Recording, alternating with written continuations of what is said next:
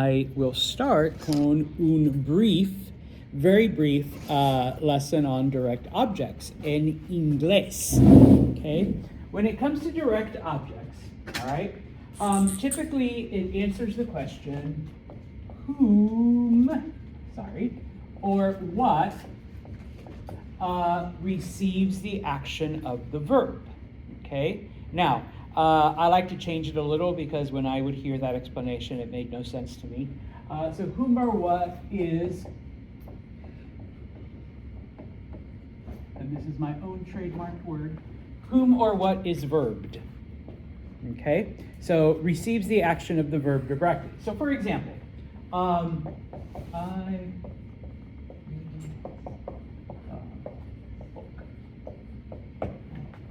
read the book.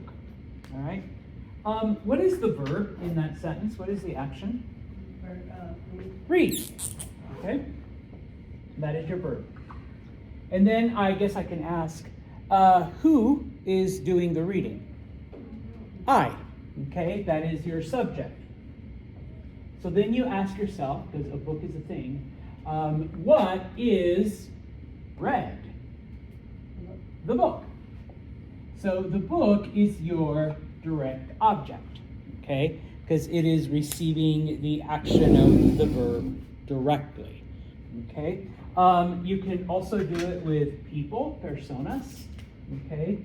I see, I'll pick on Julia again. I see Julia, okay? Your verb is see. Who is seeing? Well, I am seeing, so that's your subject. And in this case, it's whom is seen. Or is it sawed? No, seen. Yeah, so Julia is being seen, so Julia is the direct object. Okay?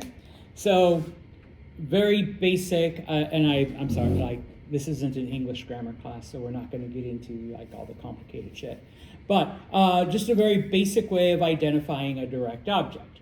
Okay. Now we do the same thing in Español. In Español, you know identify it the same way. Okay. So let's go with azul here. Yo leo el libro. Okay. Yo leo el libro, I read the book. Well, your verb is leo, okay, to read, okay. Your subject is yo, all right, and what is being read? El libro, so that's your direct object, okay. When it comes to the second sentence, also yo veo. Now, I actually just got finished teaching this in Español Uno. If you think back to Capítulo 3, remember that whenever your direct object is a person, Español has this weird phenomenon known as the personal a.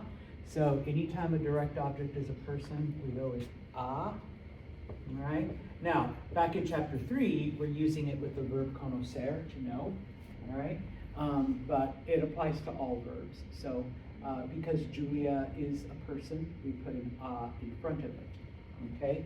So, I'm sorry, not it, Julia. Okay?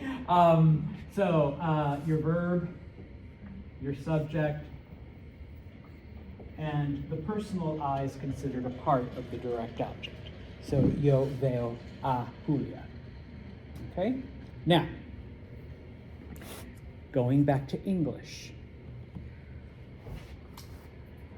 I read the book, I hate the book, I give the book to Allie, Allie reads the book, Allie hates the book also, she donates the book to the library, and then 50 people check the book out at the library. The book, the book, the book, the book, the book, the book, the book, the book, the book, the book, the book.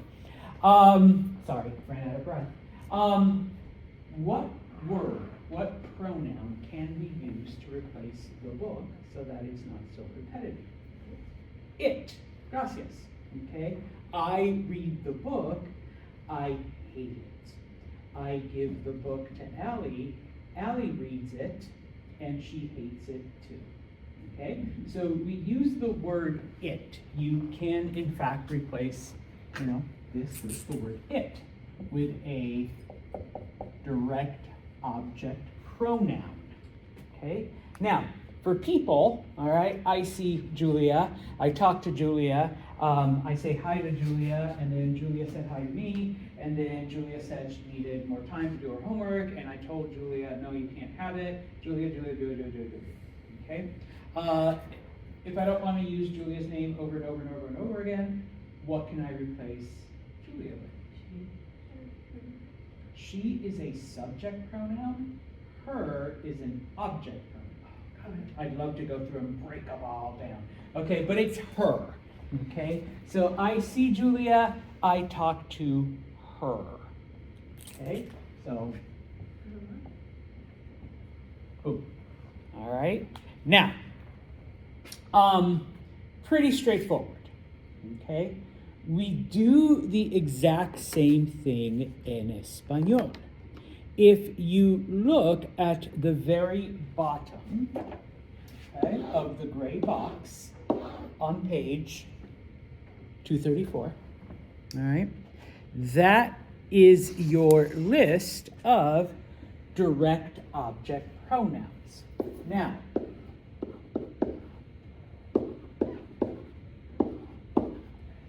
these four, you may notice, they are identical to the reflexives, and if you recall when we did likes and dislikes, which I know is like in chapter 2, I think, they're the same ones that we use for likes and dislikes, okay? That's one of the things. And it happens in English too, and I'm sorry I don't have time to break it down in English because I would love to, because that's what I geek out on. Many of the pronouns are identical, okay? But the only ones that really change are the it's. Now, because Spanish has masculine and feminine it's, and of course, if it was David instead of Julia, okay, then the pronoun is him. I see him. Okay.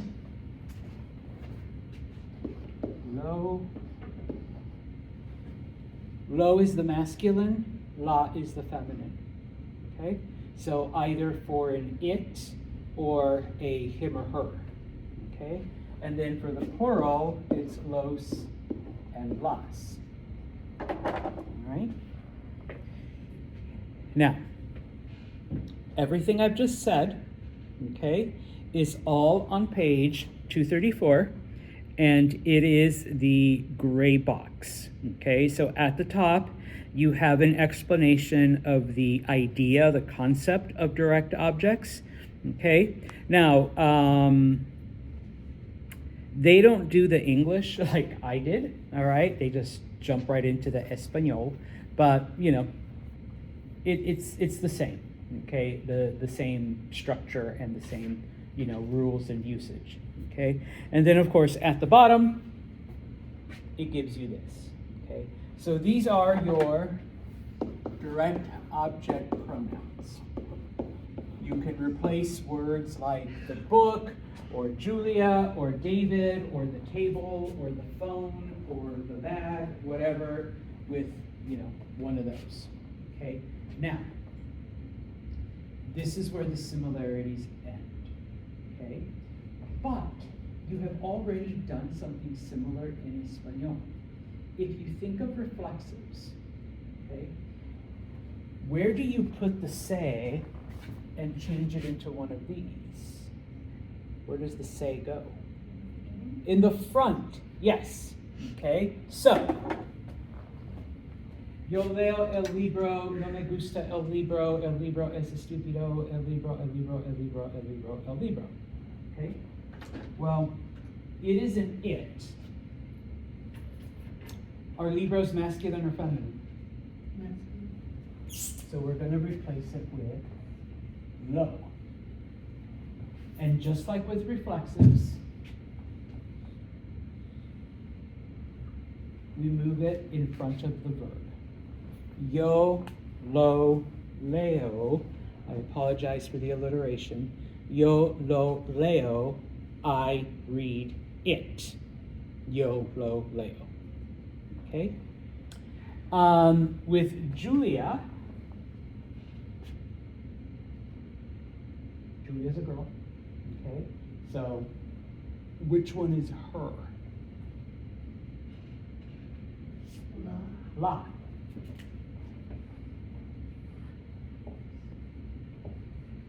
And then once again, you move it to the front. In front of the verb. Yo la veo. I see her. Okay? If we were talking about David, yo lo veo. I see him. Okay? What can we read that's feminine? A letter. Okay? La carta. All right? If I was saying I read it, referring to a letter, yo la leo. Okay? Now, I will be straight up with you, just like in English.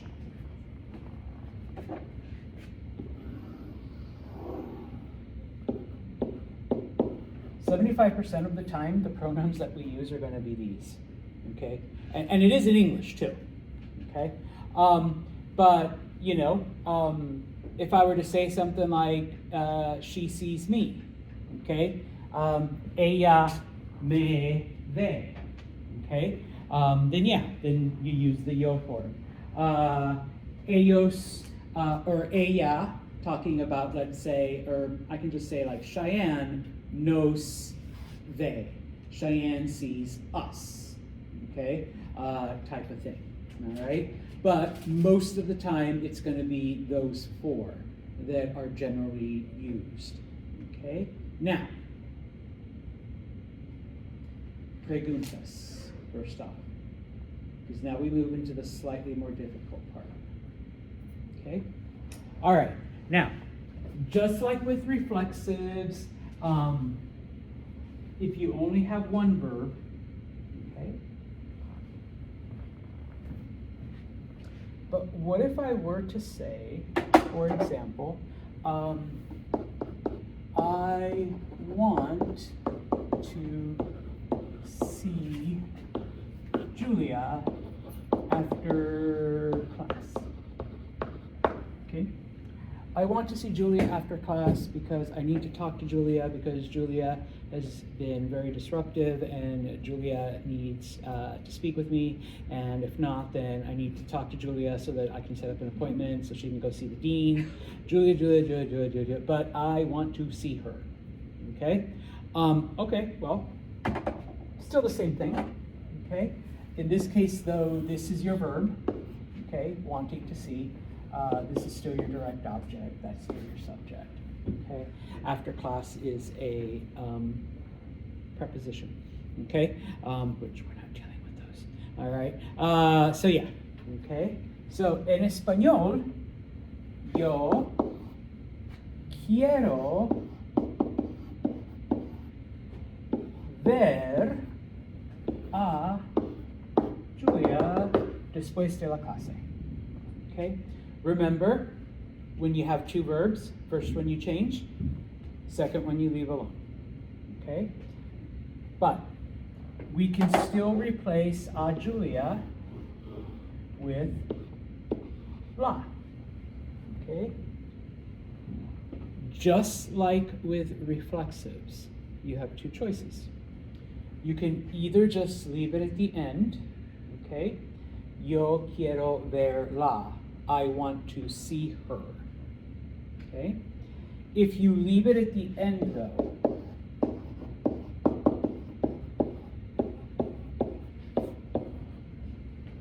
it becomes one word. Okay? You literally attach it to the verb. Yo quiero verla después de la clase. Okay? Or, if you want to put it in front, you have to put it in front of the first verb. Yo la quiero ver. I want to see her. Both of them are correct.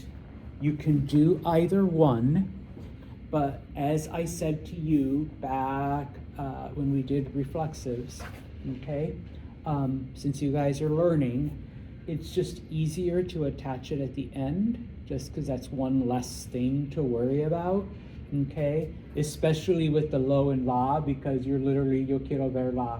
It's functioning the same way as it does in English, okay? But please remember that some speakers, including yours truly, speak this way, okay? I always put it in the front, yo la quiero ver, okay? I want to see her, all right? Preguntas on that. All right, and so if you look on page 235, okay, it's actually the entire page. They give all kinds of explanation, okay? Actually, they give more examples. They also include reflexives, okay? Because it kind of, you know,